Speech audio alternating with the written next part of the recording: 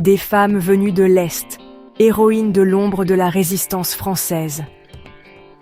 Pendant la Seconde Guerre mondiale, alors que la France ployait sous l'occupation, une poignée de femmes venues de très loin décidèrent de se dresser contre l'ennemi.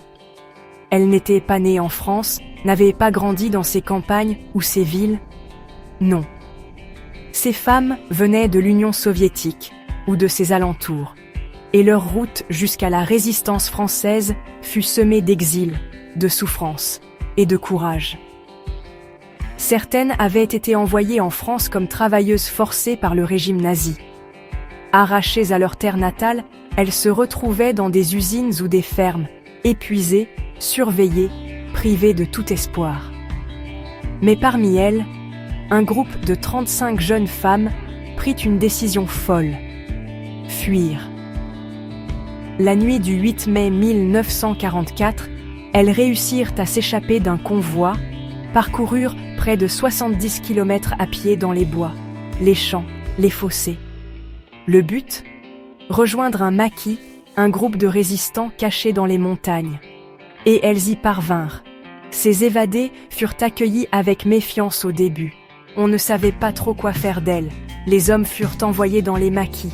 Quant aux femmes, on leur proposa de rester dans les villages, d'aider à distance. Mais ce n'était pas dans leur nature de rester en retrait. Discrètement, elles organisèrent des circuits de ravitaillement, cachèrent des armes, soignèrent des blessés, et certaines participèrent directement à des actions armées. Elles s'étaient battues pour fuir, elles ne comptèrent pas rester à l'arrière. D'autres femmes venues de l'Est avaient un parcours encore plus marqué par l'engagement politique. L'une d'elles, née dans une famille noble russe, avait fui la Révolution pour se retrouver en France. Devenue résistante, elle travailla dans les réseaux de renseignement jusqu'à ce qu'elle soit arrêtée. Elle fut envoyée en Allemagne, où elle fut exécutée sans procès. Jusqu'au bout, elle refusa de parler. Une autre, d'origine moldave et ouvrière à Paris, transportait des explosifs pour des opérations de sabotage. Elle participa à plus de 100 actions contre l'occupant. Elle fut arrêtée, torturée, exhibée sur une affiche de propagande comme « terroriste étrangère ». Mais elle ne céda rien. Elle fut exécutée elle aussi, seule femme du célèbre groupe à être condamnée à mort et décapitée en Allemagne. Il y avait aussi cette jeune opératrice radio, parachutée en France depuis Moscou. Elle maîtrisait les transmissions codées, liait les groupes entre eux, coordonnait les attaques. Mais un jour, elle fut arrêtée avec son matériel. Torturée, elle ne livra aucun code, aucun nom. Elle mourut en prison, mais ses messages avaient permis de sauver des dizaines de vies. Ces femmes n'étaient pas des héroïnes de manuels scolaires.